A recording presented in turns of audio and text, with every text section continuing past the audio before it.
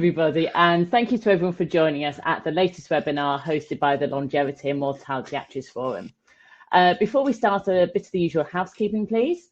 You're automatically muted, so if you have any questions, please put them in the chat function.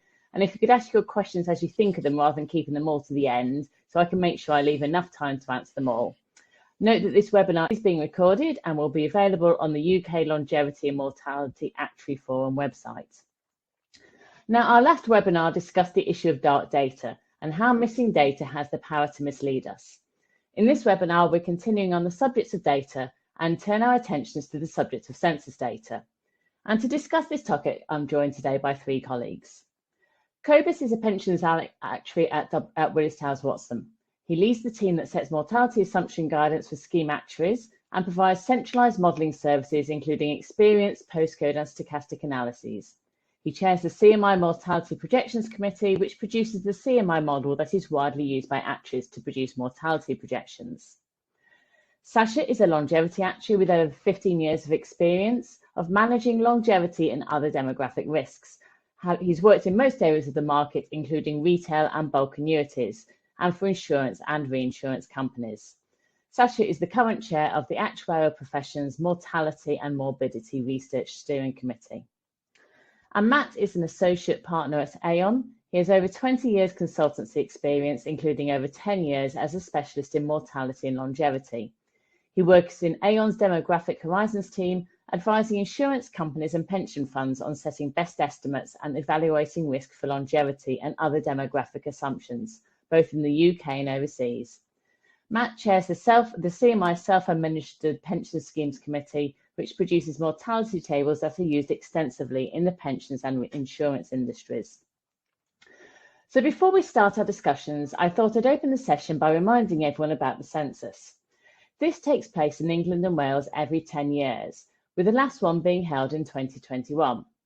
There is a legal obligation on all householders to complete and return a census form, and failure to do so is a criminal offence, which does mean there is typically a high response rate, which in 2021 was 97%. But this is a single snapshot in time, so there is some estimation required. Firstly, for non-responders, and also to adjust for known issues, such as where there's a risk of a duplicate response. But most importantly is the estimation that takes place in the intermediary years. So in the CMI working paper 171, the impact of this estimation is shown in this chart. This compares the ONS estimate of the population in 2021 based on the census results with the CMI's mid-2021 population estimate from the CMI 21 dataset. Now, for ages between 65 and 84 for both genders, the ONS estimate is lower than CMI by between 0.4% and 1.5%. At younger ages, the differences are greater and vary strongly by gender.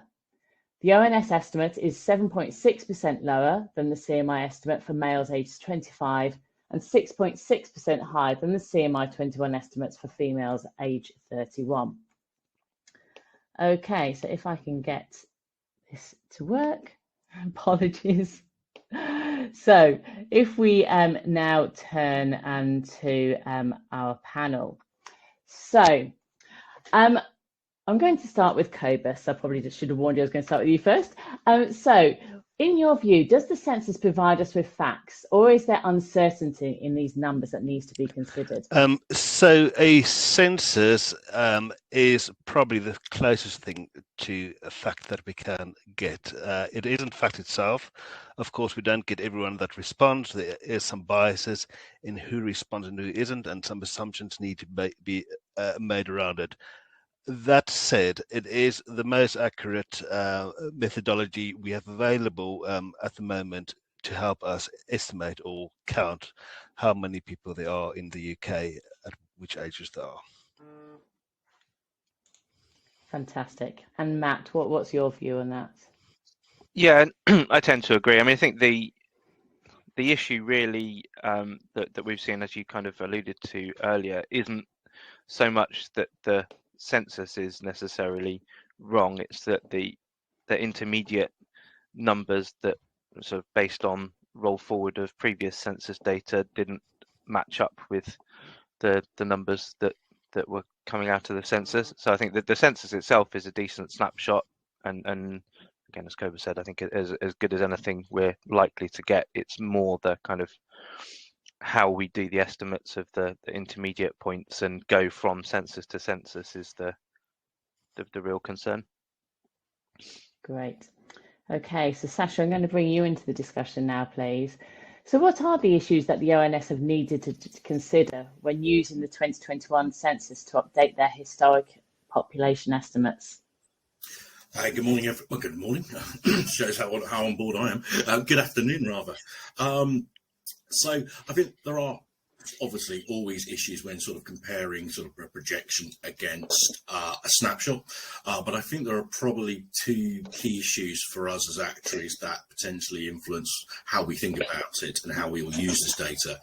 The first is obviously that this census was conducted during the middle of the pandemic in 2021. And the precise timing of the response will be heavily biased by exactly the component populations that were able to respond during that period. If we imagine in the normal course of events, we probably wouldn't conduct a census over the Christmas period for obvious reasons. That timing of deaths will obviously bias that into the population, and the same issue will affect during that pandemic. So that's the first issue from my perspective. I think the second issue is that over the last 10 years, there's, sort of, and I'm afraid I'm going to be the first to say it, but we've had Brexit. And that has changed, specifically at the younger ages. One of the critical assumptions that is made with respect to migration in terms of population estimates. So that will undoubtedly have affected sort of migration at the younger ages to some extent, both in and out, and that will be feeding through and was undoubtedly some of the cause of the issues we see at the younger ages. I think whilst we can identify these issues, what happens is when those issues will take effect. The difference that we're seeing, let's just focus on the older ages. We're seeing that potential sort of 0.5, 1%, 1.5% difference in the population estimates. Is when did that difference occur? Is it purely a difference resulting from the COVID pandemic? So occurred very late in the projection.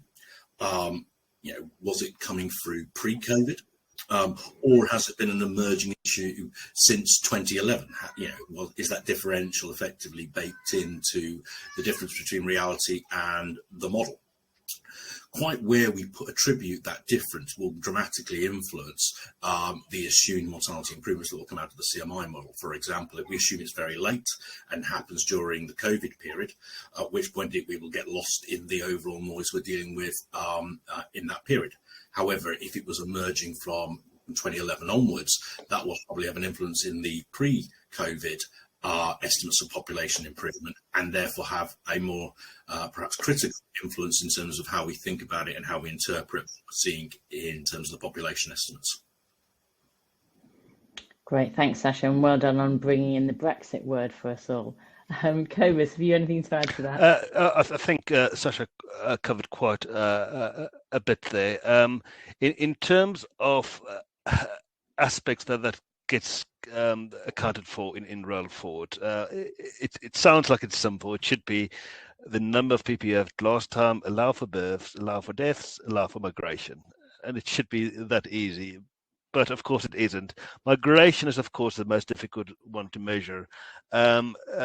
Just one reason for that in the UK specifically is that we do get sort of inter-country migration that's not always dealt with under the same statistical body. So people moving from Scotland to England, and we've got England and Wales census, and then a separate Scottish and Northern Irish one. But also in terms of external migration. So in the UK, there's no such thing as exit checks at borders, which we generally find in many other countries. So a lot of those movements need to be estimated. So that's the most difficult one to get right. And that is probably why estimates at younger ages over the past period has sort of deviated from previous estimates. But that shouldn't affect anybody. We still see quite a lot of movement at the very old ages, and those should be easier to do, because that's really mostly accounting for deaths and probably much lower levels of migration. And so it's worrying, and it's difficult to identify what exactly is driving it, and as Sacha said, when. The chart you showed earlier is also interesting. I think we should make it clear that the CMI estimates are directly for most ages taken from previous ONS estimates, so it's the same numbers. So that is really mostly saying previous ONS estimates against current estimates. Where it differs is for the very old, we make some adjustments in the CMI that basically move some of that older population, that plus hundreds, forward to younger ages. It's just a bit of a weakness that we think exists in those older age methodology of the ONS users, and it is quite understandable that they are less concerned about it, because if you are trying to estimate a whole population, 65 million plus, it doesn't really matter if there's 2,000 or 3,000 centurions. That's not going to affect the overall figure. Of course, actually, that's quite important when you are trying to figure out how long people are likely to live. Great. Thanks a lot. And thanks for explaining that chart a little bit more. Okay, so there have now been 2 censuses in a row where the results have led to this big adjustment on the estimates of the current population. Now, is there anything we can do to anticipate this, or is it just something that we just have to learn as a fact of life and just to know that it's coming? I mean, Matt, what's your view on that? So, yeah, it's two censuses, or at least 2 censuses in a row. Certainly, the CMI model has been around for the 2011 and the 2021 census. I guess probably if you did the same roll forward from 2001 up to 2011, you would also end up with a different sort of. So the question came through around that. I don't know that calculation has been done in detail, but I wouldn't be surprised if it came up with a difference as well. I mean, the 2011 one was a bigger difference actually, and at older ages, the big differences was sort of mainly due to essentially the treatment of rolling forward populations at different ages and moving from start years to mid years and things like that. Especially where birth dates weren't uniformly distributed across calendar years, and so if you can identify something structural like that, then you can make some adjustments to that. And ONS, I think we thought that ONS had made some sensible adjustments for that, and that wasn't such a big issue, likely to be such a big issue in future. I don't think it's clear exactly. Again, as Sacha spoke about, and Cobus said as well, that I'm not sure it's very clear, particularly at the older ages, where this difference is coming from, how it's coming through, and how to adjust for it. It'll be interesting to see exactly how ONS do it. My suspicion is that there is some of this kind of structural problem that we saw before still coming through in the 2021 numbers, and it might be that it's possible to tweak something to allow for that. There are also other population numbers that you can look at, but each of those has its own issues. So one that's been kind of in the news for the last couple of years, so that is from the national immunisation. So basically, there's a list of people that are sort of being contacted to be immunised, and they have ages for those. The concern there, again, particularly at younger ages, is that that's known to be an overcount because people are registered at more than one place potentially. So it's not as if using that new population solves everything, but it might be a way of seeing in certain age groups that there are concerns. So I think the proportion of over 70s vaccinated was in excess of 100%, and that did look a bit strange because again you don't have so much of an issue at the older age groups of people moving around a lot. Should be easier to count people in those older age groups. So the fact that that was coming out strange sort of suggested maybe there was something going on. So it may be possible, and I know sort of ONS are sort of looking at people in those older age groups. So the fact that that was coming out strange sort of suggested maybe there was something going on. So it may be possible, and I know sort of ONS are sort of looking.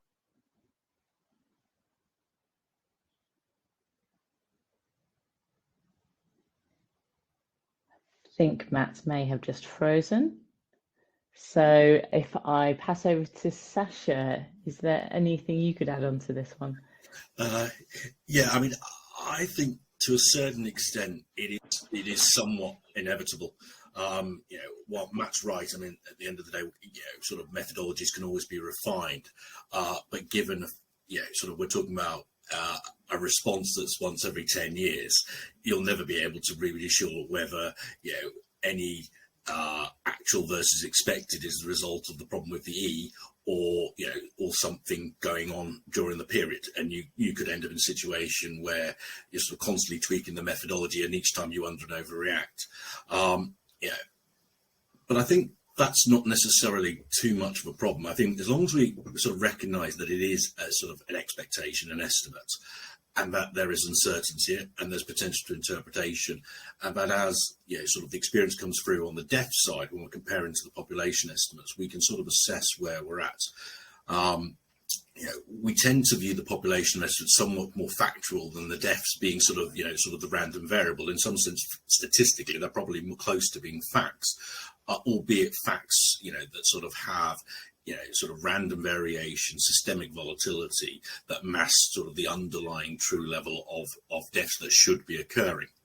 So I don't think it changes too much in the sense that the history is not fact. It is open to interpretation, and as long as we're sort of clear what interpretations we're making about the past as well as sort of the short-term future, then at least we're recognizing that. I think the last 2 or 3 years have shown how much that interpretation is needed, and hopefully it's not normally the same. But I think it's always going to be there. But I think there are things we can do to sort of limit the uncertainty in the sense of validation. Sort of Matt was speaking about sort of certain public data sets that we can compare against. Certainly the use of administrative data sets more generally can be quite useful. But I think our own sort of larger actuarial data sets, I remember in sort of the early 2010s when we were talking about that slowdown, and we wondered whether it was potentially an issue with the population numbers, where we got verification from some of the larger data sets that some certain practitioners use, and they publish their results. So we have that ability to provide some validation, albeit those who have commercial rights to those data sets do gain value by keeping those results themselves. But there are things we can do when we're looking at our own portfolios, go, is this consistent, or are we seeing something else in our portfolios? Great, thank you. Okay, so controversial question. I mean, based on these big uncertainties and the cost that the census does carry out, should the UK continue carrying out the census or not? Cobus. That's a very salient question, because it's being sort of debated at the moment. So it is expensive. The only figure that I got for the sort of 2021 census included some further development program, but that was sort of quoted as sort of a figure for about 900 million. The 2011 census costs 480 million, so it's big numbers in terms of absolute costs, but then again, in terms of population size, you're talking less than £1.50 per person, which is, I would say, is a bargain from what you get out of it. In terms of what we've got available at the moment to replace it, I don't think there's a question that whether we should keep it. Of course, you should keep it until such time as you can validate another methodology as being equally accurate, and at that point you can switch over. So in our line of work, we'll never just switch one model off and go straight onto another one. You would run them in parallel for some time until you get comfortable with the results. So I think even at the cost, they should be kept. The value that accurate statistics gives us is more than makes up for the cost. Yeah, yeah. And Sacha, do you agree, or do you think we should scrap it? No, I absolutely think we should keep it. I mean, I'll sort of expand a little my thoughts on sort of what Cobus said, but I think there's an inherent public good, in being able to say, these are our numbers, these are our people.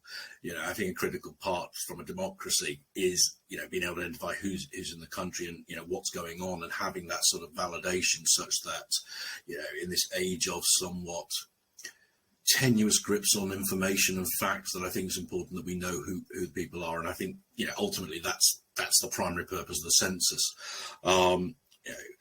But I do think, from a wider purpose point of view, yes, it gives us some facts, but we can sort of compare against sort of administrative data sets from population measures. But more generally, it provides a very rich data set to sort of understand the variation in the country. We have used as a profession, and lots of other academics use, and lots of demographers use much of the insight that comes out of that makes it a very valuable tool. So my viewpoint is that very much that the ONS should keep it, and we as a stakeholder of the ONS should use our influence in this respect to sort of argue the case for it when the public policy decision is made. Great, thank you. So as we await the publication of the restated years of 2012 to 2021, which the ONS have announced in the last few days is going to be delayed until September. So what are the expected impacts on the output of the CMI model? And Cobus, the big question for you is, when do we now expect you to be able to publish CMI 22, given that we're not going to have the ONS data in time? Yeah, so that was unfortunate, getting sort of news quite late in the day that the data is going to be delayed, and we really hope to get the newer figures in the model. So we'll need to make some estimate or some decision on how we allow for the census within the figures. I can't give you a exact date now. Previously, I would have said, if the data was still coming in, it would have been late June. Obviously, it's going to be now going to be earlier, because we don't need to allow and wait for that new data. What I can tell you is that the Mortality Projections Committee is meeting on Friday, and so early next week you should expect a message telling you when things are happening and exactly what to expect. My initial expectation is that you probably could expect the new model to be published just at the start of the second half of June, I would say. So enough time for us to validate the work that has been done, but not at the end of June as we previously thought. Brilliant, thank you. And we should all look forward to that with great anticipation. So we've talked quite a lot about the need to estimate, and the fact that it isn't as maybe as exact as we would perhaps think it might be. So are there any particular age ranges that are less certain that we should be aware of? Or because, let's say, there is that period of estimation, are there any kind of particular years where you think actually that there's more likely to be movement on there? I mean, Matt, what's your view? So I think the younger ages will be, I think, in general, more uncertain, because you have this issue with migration. From a sort of mortality longevity projection point of view, that's not typically as material, but might be a cause of concern for people that are writing protection. For the older ages, I don't think there's any kind of very specific age groups. The difference tends to get a bit larger as you go up the age spectrum, and then, I mean, the obvious year where things will go strange, I suspect, will be the pandemic years. So, as in, yeah, the 2020 and first part of 2021, I guess, will be even more uncertain than they would normally have been. I mean, Cobus, would you agree with that from kind of like your viewpoint from what you see at CMI? Yes, I would agree with that. So when you look at the estimations, yes, obviously it's the younger ages. We could see that very early on, but those we sort of expect to be not as accurate due to sort of high levels of migration that's more volatile over time than, say, mortality rates are. I think at the older ages, there's some sort of clear cutoff. So if you look at the data after 2012 and you look at survival probabilities, you can see there's a bit of a disjointment at sort of age 90, and that's generally why the CMI tends to do that condition of Thatcher from age 85 up. So we spread it a bit lower down to make a more sensible profile of the population at those older ages. So I think at ages 90 plus, there's still quite a lot more work to do in getting those better. But the biggest absolute difference is, of course, younger ages. It's just that in terms of actual impact on the model, those ages are less of a concern for us than the older ages. Great. Thank you. And just remind everyone who's listening, please do put any questions that you may be thinking of as you're listening to us, and please put them through in the chat, and we'll come to those at the end. Okay, so what would you say the interaction between the restatement of the historical period and the period smoothing parameter in the CMI model should be? I mean, when we get our new CMI 22 model in a few weeks' time, should users of the model be reviewing their choice of the smoothing parameter in light of the new data? I mean, Sacha, what's your view here?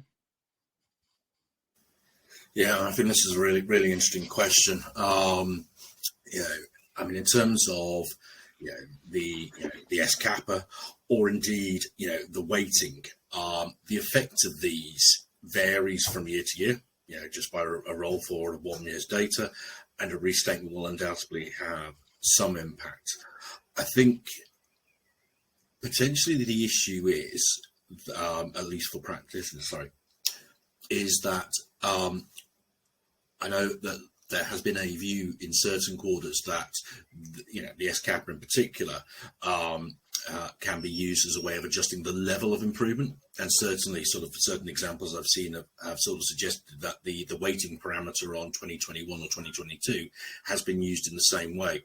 And I think that's potentially where we perhaps need to sort of revisit that those parameters should be viewed as sort of governing the closeness or the acceptability of the underlying data in particular years or over particular periods, rather than a way of dialing up improvements or dialing down improvements. So I think it probably, the precise mechanics of what will come out can sometimes be a bit peculiar from year to year in terms of what those parameters do. They don't always behave the same way. But I think as sort of users of the model, we should probably be steering more towards those parameters being about what do I believe about the data, rather than what do I think the results of the model should be. I think one of the sort of new features that's coming through in the CMI model is the overlay. Now, quite whether that's the precise way that this should be done, but I think it's definitely a step forward in the terms of ability to have an independent ability to adjust the level. So it's very clear where you're sort of making an adjustment. I think that's quite a useful feature. I think there are challenges in the sense of how much that sort of creates the ability to sort of smooth completely all over the CMI model.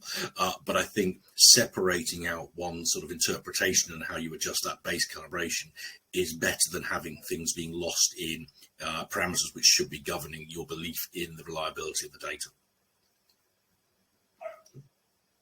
Anyone else got a view on smoothing parameters? That's quite a tough question. So,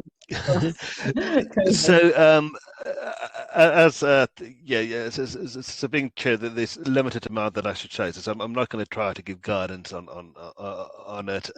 But in general, the parameters have been designed to for certain purposes, and of course we understand that they sometimes are used for other purposes not initially intended.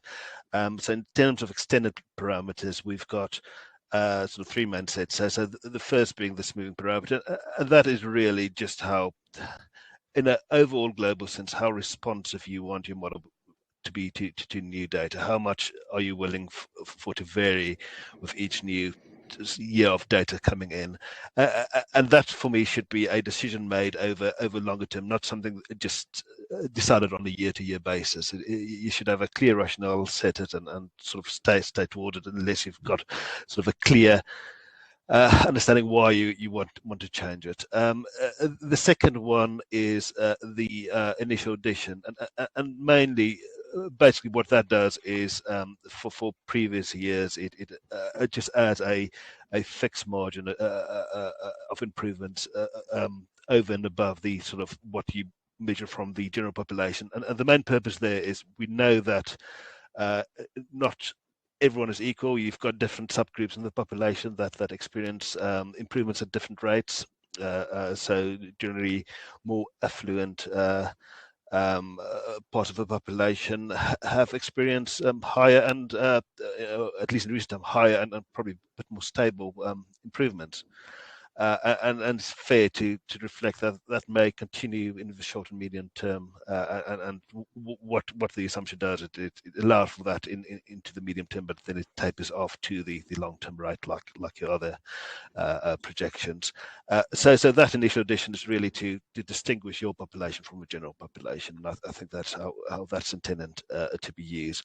And then there's the weights, and I think the weights is allowing us to deal with outliers that we just can't deal with within the general smoothing parameters. Some new data come out, but it is such an outlier that either we need to bump our smoothing parameters up so high as to smooth out almost all information from history over a very long time, or we're going to have massive fluctuations in our data.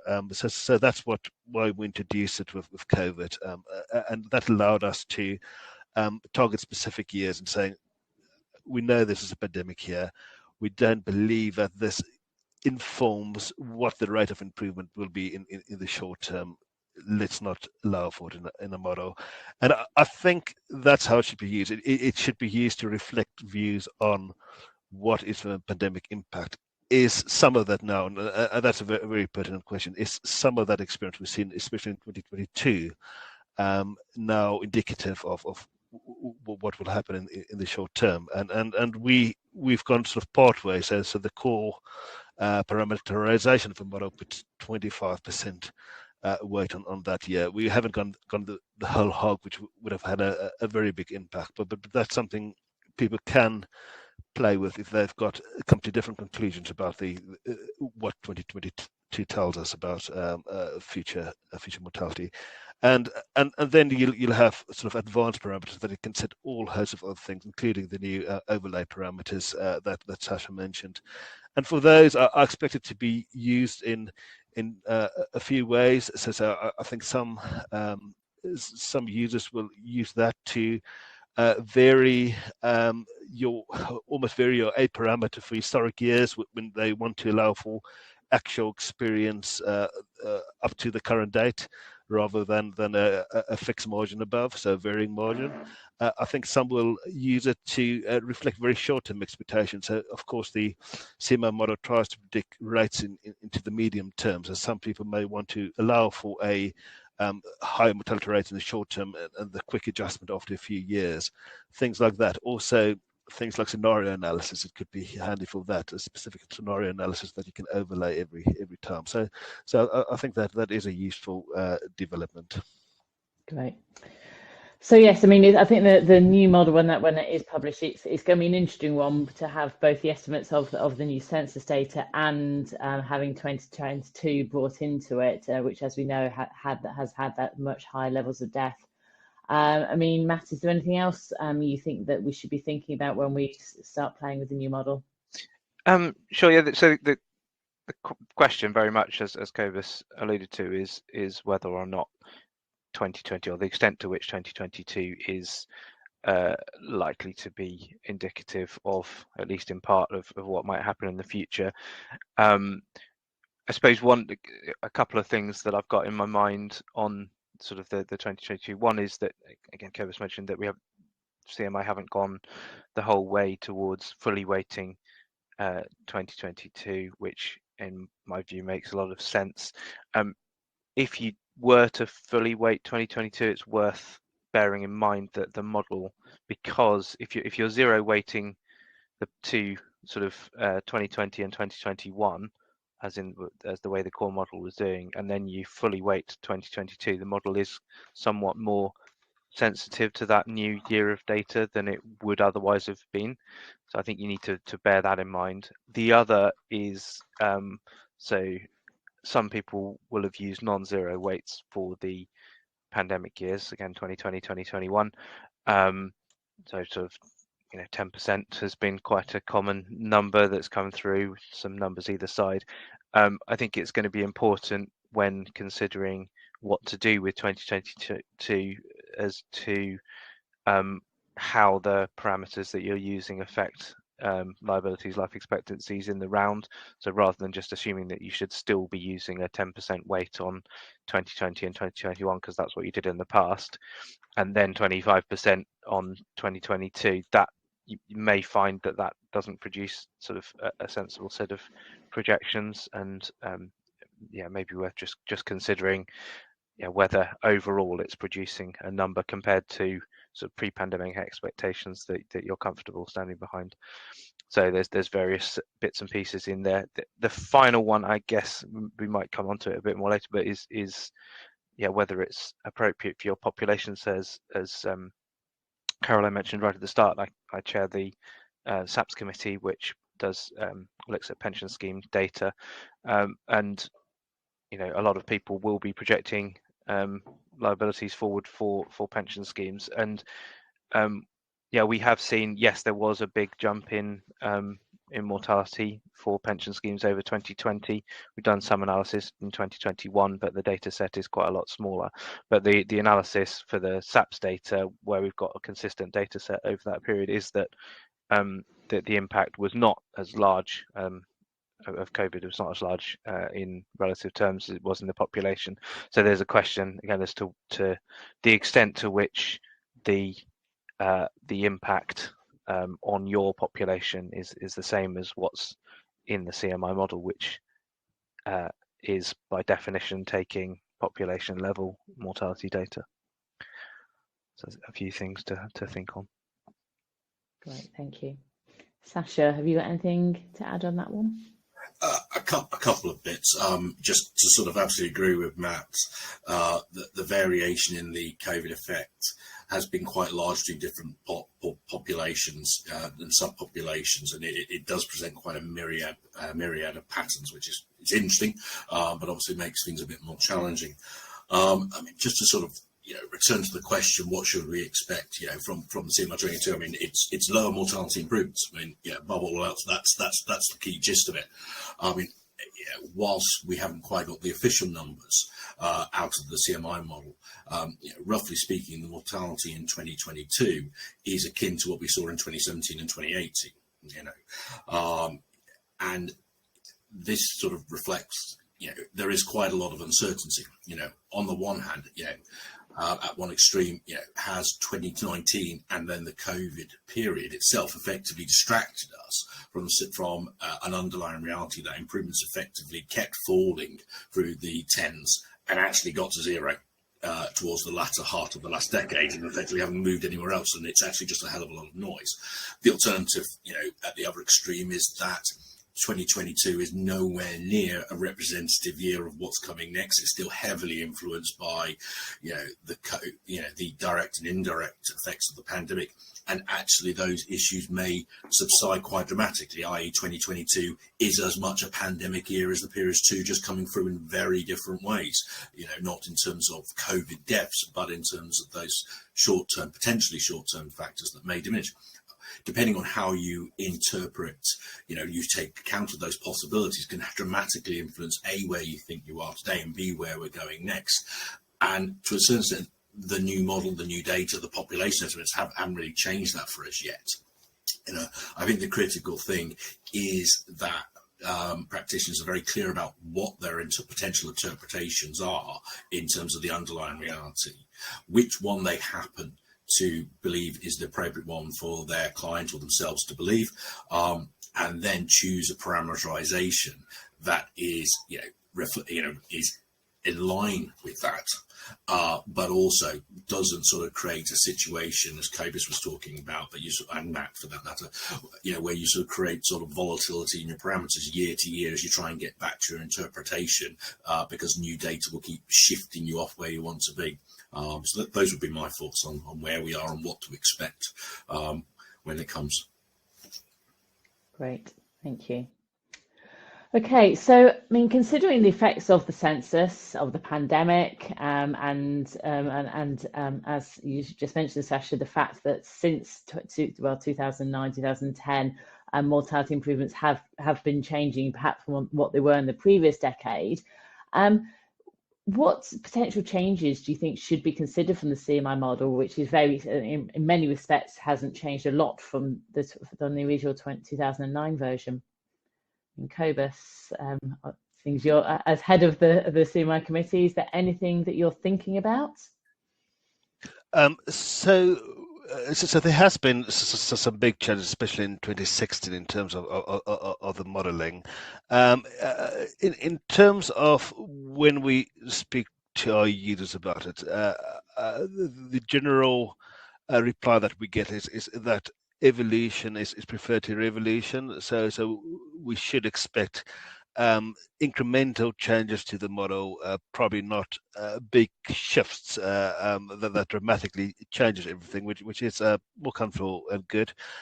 There are, of course, certain aspects of the modeling that can and should be improved, and that we are actively looking at. The one that I keep pointing at, and I don't think I think it's the best model we have, and arguably, and I am biased here, probably the best model in the world in terms of projections for mortality. But I am slightly concerned at the identification of cohorts at younger ages and how those are being projected forward. So that is one aspect that I think we would want to work. Luckily, most practitioners focus on older ages, and it doesn't affect that age range too much, but I would like the model to work well across the entire age range for it. Sacha, what do you think? What's on your wish list for Cobus? Ooh. Well, I'd first like to sort of echo that I share that it is the world's best projection model. Whether it's from a prediction point of view as a whole amount, but it's definitely the world's best projection model. I think where I'm at the moment is, in terms of a projection mechanism, it's largely the same as it was from when it was created in 2009, 2016, largely focused on how the data was interpreted.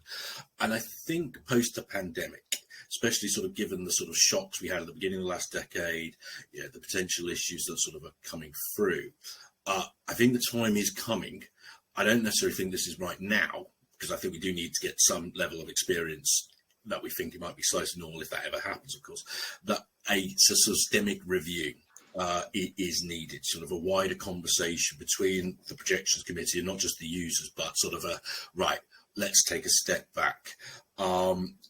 My reason for thinking this is, what model can cope with jumps in the, and also provide smoothness and thing, and in terms of a long-term projection. But I think that the concern I've got is the increasing tendency in the industry, and I mean particularly probably the life industry more than the pensions industry, is the use of extended and advanced parameters, regardless of sort of your belief about how good the model is. One of its primary purposes and one of its great strengths was that communication, that comparability of what people you were using. So CMI 2012 with a long-term rate of 1 point whatever.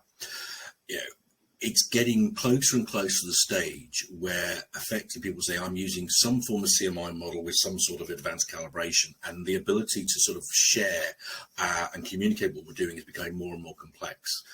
And whether that is because the edges, the advanced parameters aren't quite in line with what practitioners, and practitioners are having to use it in more exotic ways to get it to align to what they interpret, even, in terms of their models.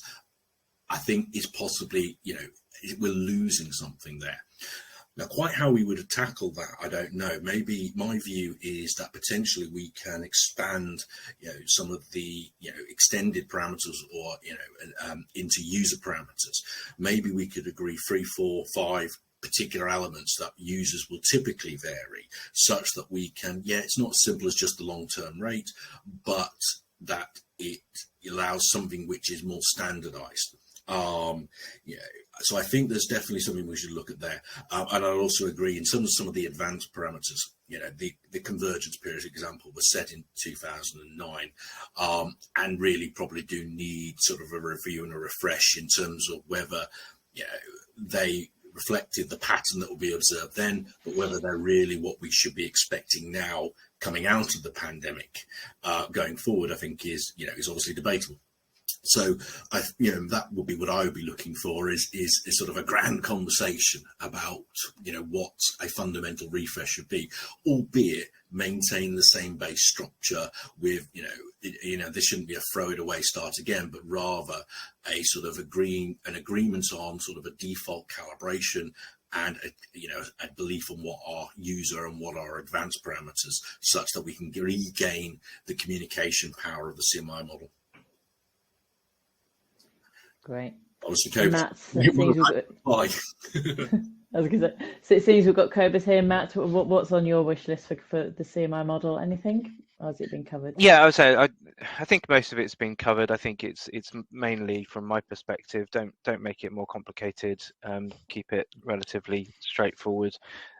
If there are particular areas where everyone, particularly on the life insurance side, is changing things in similar ways, then absolutely that can be considered, either changing the structure of the model slightly or adding an additional parameter. But from my perspective, there already there's enough parameters to do what we want to do in general, certainly on the pension side of things. You can tweak all sorts of things and get all sorts of projections, but the key really is being able to explain it in a simple way to someone else that's using the same model, and not have to say, well, I'm using my special version of the model and they're using their special version of the model, and we'll have to work out somehow how we get to a point in the middle. I think that common currency is certainly being lost a little bit here.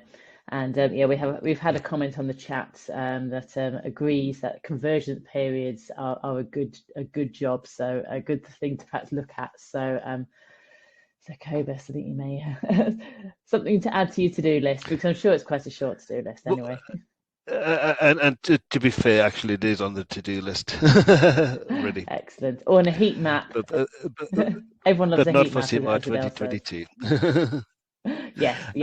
So heat maps are valuable. And just some very initial comment on that. So in terms of sort of adding more parameters, that's been partly driven by, I think our users are over time becoming more sophisticated and have different views. So that currently we are seeing advanced parameters being used. What we aren't seeing is a convergence of views in insurance using all the same way. So everyone does something slightly different. And I don't think our position will ever be to tell everyone what they should do. But if there is consensus developing, we would want to reflect that in the model and within the core parameterization, at least, of the model. The extended parameters were designed, if I remember correctly, Matt, did you coin that phrase, extended parameters, at the time? That's it. The purpose was sort of that in between, some extra parameters over the long-term rate that we think people should think about in helping to set it. So I think those need to be over time revised and seeing if we've still got the right extended parameters there. Do we have too many? Do you have enough? Should there be different parameters in there and sort of something replaced? And I think a conversation would be needed about that at some point. Yeah, great. And just checking through the questions that we've had through, as I say, please put your questions through. We've got another 8 minutes, so definitely time for some more questions. Somebody did ask, which I think, Matt, you did start to answer, but the differences between the differences we're seeing now with kind of like 2011 rolled up to the 21 census. How does it compare to kind of previous censuses? And is it a bigger jump this time, a smaller jump? It's smaller, definitely smaller than the previous one was. From memory, the previous one, the impact of the census alone was towards 1% of liabilities, where this time it's a the exact number isn't clear, but it's depending on how you do it, it's certainly a fraction of a percent. So it's definitely smaller than it was, but it's still kind of, it's bigger than we'd hoped, I think is fair to say. And I say because the CMI model came in, this structure, or a similar to this structure, came in 2008, 2009, didn't it? So my guess is that if you went another census further back, you would still see similar sorts of things coming through. I think some of the difference has been fixed between 2011, following the previous census, but there's still something there. So it's not as big as it was, but yeah, still material. Great. Okay, so someone's asked, do we know when the discrepancy between the old census rolled up and the 21 census comes in, or are we waiting on the ONS? And are they averaging our difference over the years, or something more complex? So, I mean, we have had the first results, so we have 2021. So the main thing we are waiting for is those intermediate years. Does anyone know how the ONS does that compared to? I know that Cobus say there is going to be some kind of estimate put into the CMI 22 model when you do launch it. Do you know how that compares to how the ONS estimate it?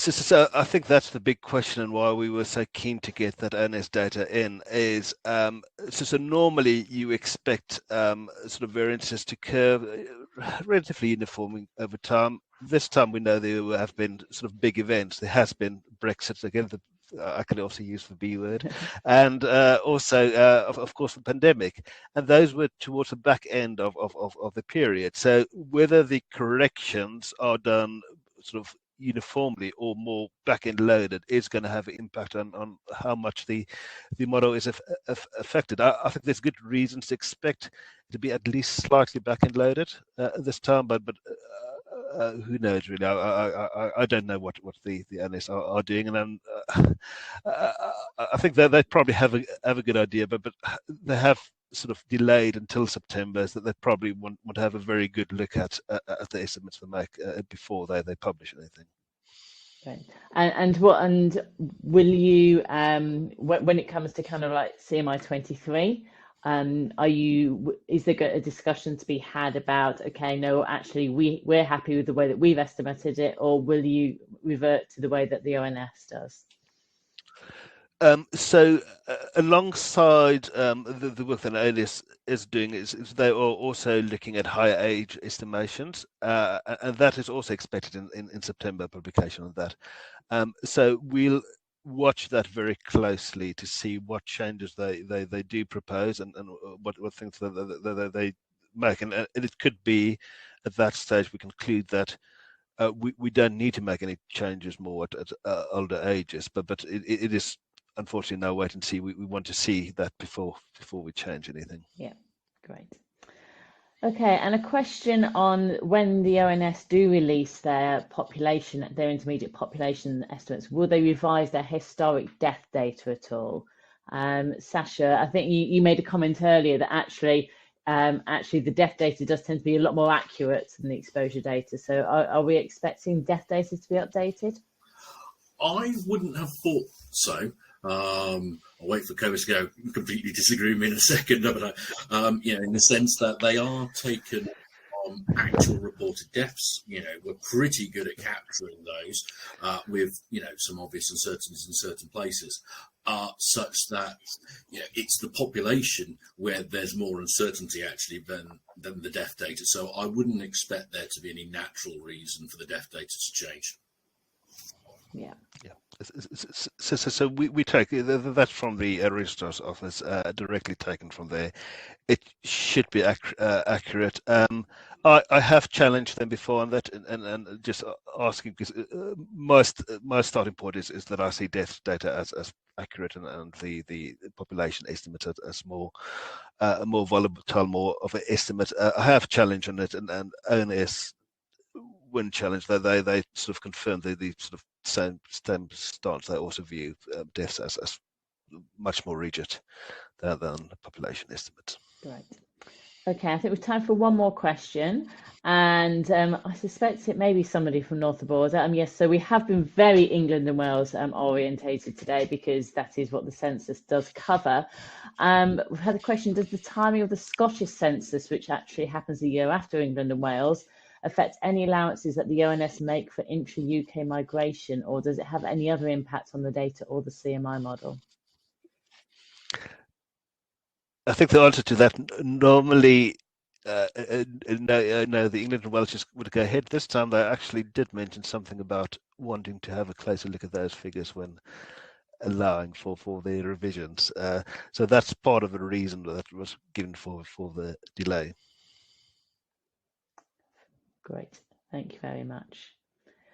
Okay, well, it looks like we are coming towards the end of our questions. We have just a minute or so left, so I'll just use that last minute just to say thank you very much to our panelists, to Cobus, Sacha and Matt, for all your really helpful and really useful insights.